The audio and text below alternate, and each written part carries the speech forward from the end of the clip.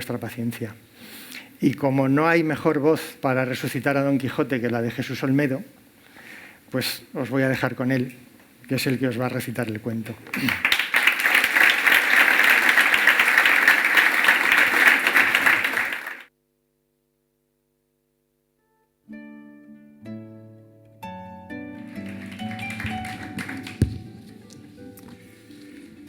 Los personajes literarios que al través de los siglos convocan el fervor del género humano disfrutan privilegios de tal naturaleza que aún no han sido convenientemente explicados. Uno de ellos es el de eclipsar a su autor. Otro, el de lograr por su perfección estética tanta difusión entre los hombres que las relaciones que éstos establecen con aquellos son de la más llana familiaridad. De ahí que el personaje literario eche a acampar por sus respetos. No hay una distancia insalvable como que Don Quijote y su escudero lo probaron en una ocasión de la que se guarda recuerdo y quedan testigos. Esa mañana, sus estatuas de bronce, las que se levantaban en aquella plaza que podía ser cualquiera, registraron temblores sucesivos. Eran Rocinante piafando, Don Quijote removiéndose la bacía atascada, el bostezo de Sancho y el rucio de éste que calibraba la estabilidad de sus remos. Don Quijote, severo, se compuso de nuevo la armadura abollada. Sancho tentó las alforjas. Ambos tiraron de las riendas, picaron espuelas, saltaron de su peana de cemento y, alejándose de ella, elegantes caballeros de sus rocines, dejaron la plaza deslucida. Instantes después, allí mismo, al lado de un parterre, dos ancianos que, sentados en los extremos de un banco, solicitaban la fotosíntesis para sus huesos jubilados, se interrogaron con esfuerzo. ¿Cree usted posible lo que acabamos de ver?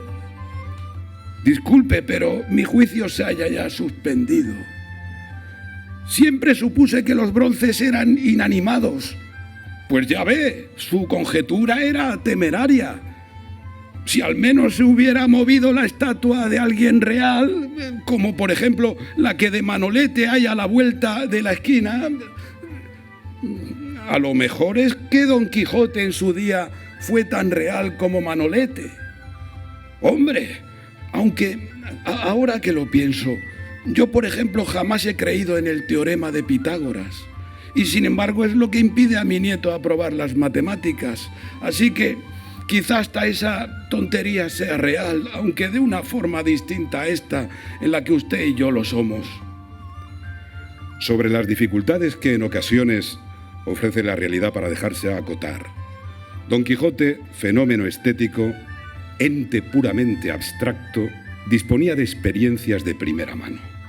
Quizá por eso, para esta, que era su cuarta salida, optó por escudarse tras otra estructura, una que le permitiera manejarse en el comercio de los hombres, la que le ofrecían las sociedades anónimas. Fin con el cual, con el de fundar una sociedad anónima bajo cuya personalidad jurídica obrar en su nueva realidad circundante, se encaminó, seguido de Sancho, a la notaría más cercana que le indicaron. Les recibió una ceja enarcada en un despacho festoneado de repertorios de jurisprudencia. Don Quijote expuso su propósito. El notario no demoró su dictamen. Primera sorpresa para Don Quijote. El servicio que usted me solicita es inviable, es inverosímil. En esa escritura constitutiva de su sociedad debo dar fe de que lo he identificado y eso es una chaladura. ¿Cómo? ¿Es que no me reconoce? Reconocerle sí, admito que es usted idéntico a como la iconografía de siglos conservaria le pinta, le esculpe o le describe. Pero eso no pasa de ser una ficción. ¿Imagina usted el valor que se le atribuiría a un documento en el que se aseverara que Don Quijote ha comparecido ante notario? Déjese de gaitas, señor mío. Yo sé quién soy, y usted también, puesto que habrá leído mi historia. Mi identidad es, pues, indiscutible. El notario se remejió en su sillón. Mire usted, yo no puedo afirmar que le conozco. ¿Pero por qué? Porque la insania mental del notario hace ineficaces las escrituras que autoriza. De manera que como no me traiga 2 testigos que den fe de que usted es quien es, o como no me muestre un documento de identidad, nada podré hacer. Entonces aquí tengo los testigos. Se frotó Don Quijote las manos latosas. Mi escudero Sancho y nuestras respectivas cabalgaduras, de cuyo buen sentido y correcto comportamiento tendrá noticia. Jurarán que yo soy Don Quijote y a otra cosa, mariposa. No. Han de ser testigos reales, personas de carne y hueso. Don Quijote insistió. Está bien. Suponga que le traigo unos ejemplares de los libros en los que mi historia se contiene. ¿Valdrían como documentos de identidad? Me temo que no, jadeó ya el notario. Necesito otro tipo de documento identificatorio, el que expiden las comisarías de policía. Por fin Don Quijote fue la resignación. El notario, encogido en su sillón, casi una madeja de sudores y epilepsias, pareció recuperar el tino mental. Urdió un pretexto fútil para alejar a Don Quijote. Además, tiene usted que solicitar en el Registro General de Sociedades una certificación que acredite que el león de la triste figura Sociedad Anónima es una denominación que no utiliza ninguna otra compañía. Don Quijote arengó finalmente a Sancho. ¡Ea, Sancho, amigo! Consigamos esos papeles. Con ellos de la mano, volveremos, constituiremos nuestra sociedad y las leyes, los reglamentos, las sentencias, los decretos, las resoluciones nos ampararán. La fe era suya. Fervorosos, se llegaron al Registro General de Sociedades. Ante un funcionario, ante un gesto de hastío cuyo marco era una ventanilla, solicitaron los impresos correspondientes. Una mano, autónoma y ajena, emergió de esa ventanilla y se los facilitó. Una voz, que presumiblemente pertenecía al mismo propietario de la mano, les ordenó rellenarlos. Con nombre, apellido, vecindad, domicilio, documento nacional de identidad y denominación social que deseen comprobar, basta. Y aún con el primero sobra, se ofendió Don Quijote. ¿Qué demonio de mundo es este en el que nadie me recuerda, en el que nadie me distingue? Pero su amargura se disolvió, sin destinatario, en el aire. La mano displicente volvió a retirarse, la voz enmudeció y la ventanilla volvió a engullir los impresos. Estentorios, Don Quijote, Sancho, Rocinante, el Rucio, salieron de allí. El hidalgo se quejaba, el escudero pretendió consolarlo. A lo peor también hasta aquí nos han seguido esos follones y malandrines que tan mala vida nos daban, frestón a su cabeza. Pero Don Quijote no escuchaba esos recelos. Lo que pasa es que son todos unas acémilas. ¿Cómo pueden dudar de nuestra existencia si estamos entallados en mármoles, traspasados a músicas, pintados en lienzos y glosados en papeles? Todos estos que, sin embargo, nos niegan, pronto serán polvo en la memoria. Luego callaron y continuaron su marcha, rechinando, chirriantes, sus hojalatas, polvo en la memoria. Luego callaron y continuaron su marcha, rechinando, chirriantes, sus hojalatas menoscabadas. Se dirigieron a la próxima comisaría de policía. Con esto, gimió Sancho, no hay material para que nuestra historia corra de nuevo de boca en boca. Don Quijote, a quien secretamente fatigaba ya esa congoja, lo corroboró. La fineza de nuestro negocio fue, en su día, que las aventuras nos salieran al paso, aunque luego se torcieran por razones para las que nunca encontré explicación lógica. Ahora, lo inexplicable no es que se tuerzan, es que ni siquiera se inician. Cabalgando avenida arriba, los transeúntes los confundieron con un reclamo publicitario, marca quizá de un queso, quizá distintivo de un vino de mesa, avergonzados apresuraron su inarticulado galope.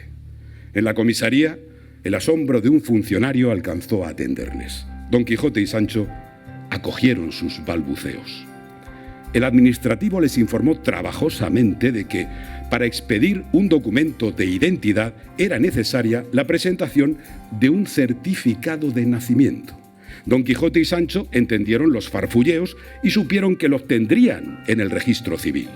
Y cuando misericordiosamente los fantasmas de bronce salieron por la puerta, abandonó su puesto y se refugió en el retrete inerme.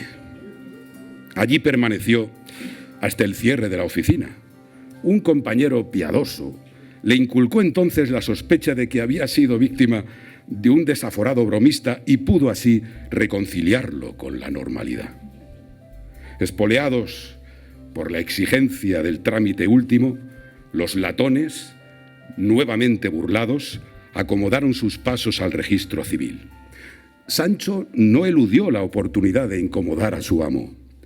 Puede ser, mi señor Don Quijote, que lo que esta historia necesita es que vuesa merced se desate, monte en cólera y, aguijado el seso, intimide de tal modo al notario que éste acceda a firmar nuestra escritura. Al fin y al cabo, lo esperable es que usted se comporte como un majadero. No seas necio, Sancho, o echarás todo a rodar. La constitución de nuestra compañía, el león de la triste figura Sociedad Anónima, ha de cumplir todos los requisitos legales. Solo así podremos impregnarnos de la respetabilidad de que goza el ámbito jurídico. El primer paso era encarnarse en estas estatuas, puesto que solo así hemos podido disponer de una imagen con la que presentarnos en la realidad.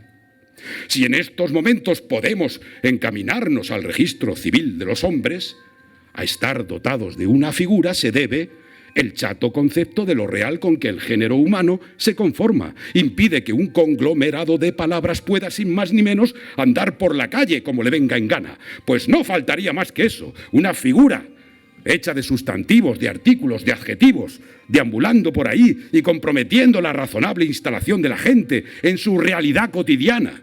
De manera que tente, Sancho, aunque como no te falta razón, y puesto que la elasticidad de mi paciencia tiempo ha que está rebasada, entraré sonoramente en ese registro civil y exigiré nuestros derechos.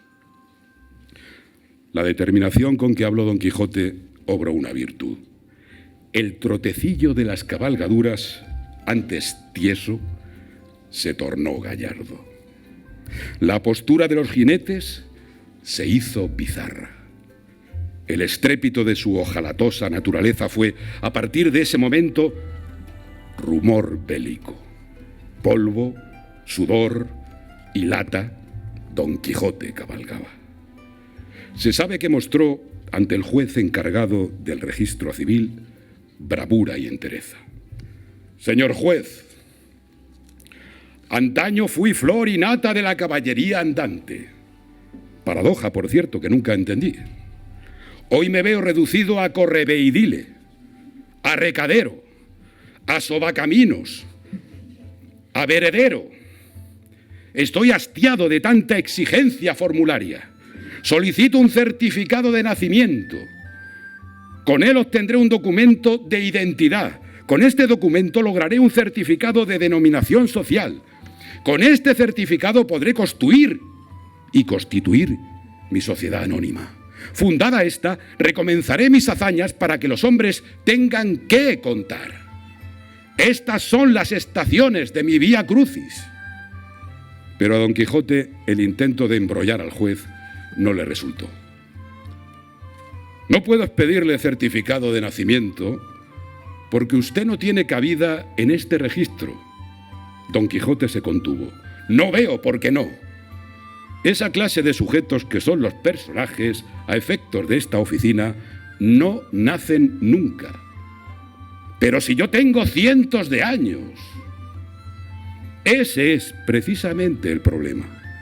Dejamos constancia oficial de la existencia, estado civil y condición de las personas, no de los personajes. Tiene usted como mínimo que haber nacido. Toma, claro, por supuesto, he nacido, si bien de ese accidente en particular mi biógrafo no dejó detalles. Además, no creo que mi nacimiento se verificara por los mismos cauces que pongo por caso el suyo. Mucho menos que lo expliquen ejercicios y procesos similares a los que le conformaron a usted en el vientre de su respetable madre.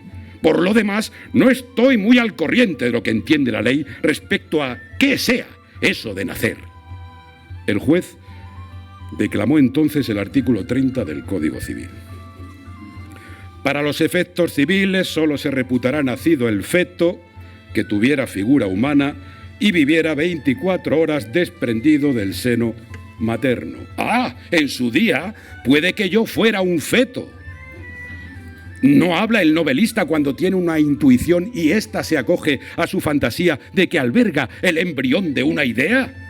¿Y no desarrolla ésta en la novela que escribe y nace al héroe y lo arroja a las páginas y se lo desprende del seno? Como que, en ocasiones, también el novelista aborta. Y lo que pare rehúye la figura humana, reducido eso que le sale a una piltrafa, mero despojo, como si dijéramos un pingo. El sentido del precepto, dijo el juez, es absolutamente literal y es vano atribuirle esas analogías forzadas, repuso el juez. Vaya por Dios.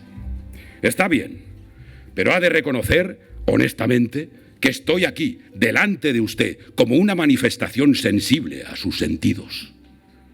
Empiezo a desconfiar de ello, sobre todo del rigor de su funcionamiento. Por lo demás, aquí no se inscriben apariencias. Solo el dato positivo y verificable disfruta la admisión. Pues he aquí una apariencia que puede verificar cuando guste. Lo contrario postularía que también usted es una ilusión.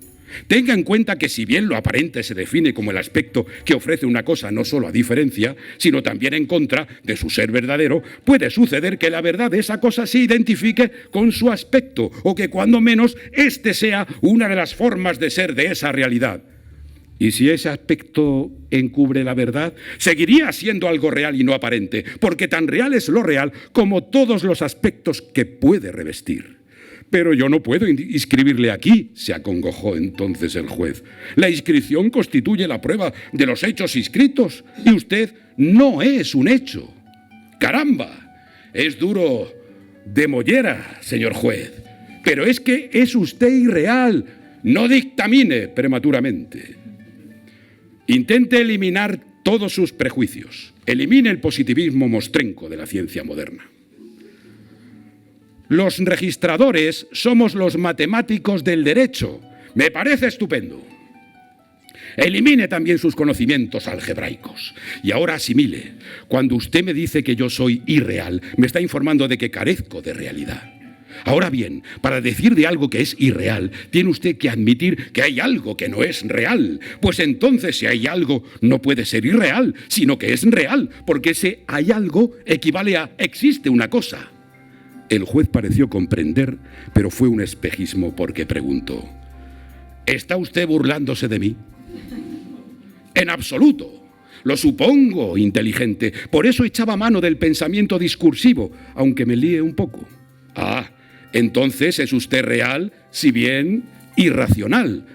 ¿Y no le parece que esto empieza a ser como la carabina de Ambrosio?, dijo el Quijote. Lo siento. Según el artículo 26 de nuestro reglamento, debemos velar por la concordancia del registro y la realidad. Entonces, debería admitir mi inscripción, no me atosigue. Silabeó el juez. Y entonces emitió las palabras fatales. Me temo que usted jamás llegue a ser objeto de inscripción. Acuda a un notario, sugirió. Ya lo hice, pues recurra a otro.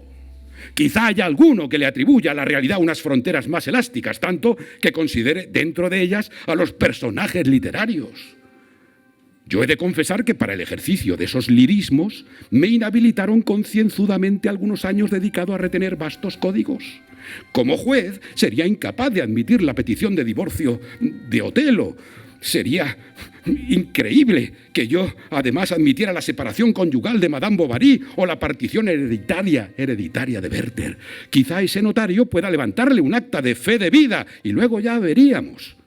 Don Quijote se negó a escuchar más y se marchó de allí, amoscado, agraviado, injuriado. Tanto que, haciendo una higa, quizá también un corte de mangas, lo mandó todo al carajo. Sancho, admitió, volveremos a nuestro ámbito, al que por naturaleza nos corresponde. Abandonamos el espacio de los hombres tan envilecido. Peor para ellos. Ahí quedan los pobres, encerrados en su sensatez. Y se encaminaron a la plaza de la que habían partido. Cuando llegaron, Don Quijote se sacudió la tristeza que cayó al suelo con escándalos de latón desportillado. Sancho, esta no es una edad de oro, esta es una edad ingrata, edad del formulario y de la instancia, y tanto entorpece la libertad que ahoga la vida caballeresca. Reintegremos estos bronces a su lugar y retornemos a nuestro libro. En ese momento, sin embargo, se acercó a ellos esta antigua renqueante, uno de los ancianos matutinos que los observara descabalgar del monumento. «Oigan, oigan», su voz era una chicharra cascada. «A media mañana, sobre los restos de ese pedestal del que descendieran, dejaron esta cédula de notificación. Está dirigida a ustedes». «¿Y a qué se nos requiere, buen hombre?», preguntó Sancho. «Es una sanción», informó el vejete, «por abandonar escombros en la vía pública. Tienen que pagar a la hacienda del Estado un pico». Sancho sugirió ignorar esa frivolidad. A Don Quijote, con aquella nueva mamarrachada, se le sublevó la paciencia. Opuso, sin embargo, caballero ante todo, un último gesto de elegancia. «Y díganos, señor, ¿qué ha de hacerse para seguir a buenas con la ley en este caso?» «Cosa de a poco», empezó el rancio pensionista. «Debe usted rellenar un impreso y dirigirse a...» No pudo continuar ya Don Quijote. Apartando a Sancho a un lado, apartando la elegancia a otro, hacía huir al viejo, corriéndolo a golpes de lanza, astillándole las costillas, mientras le gritaba con épico cabreo: «¡Oh, bellaco villano! ¡Mal mirado, descompuesto, ignorante, deslenguado, atrevido!».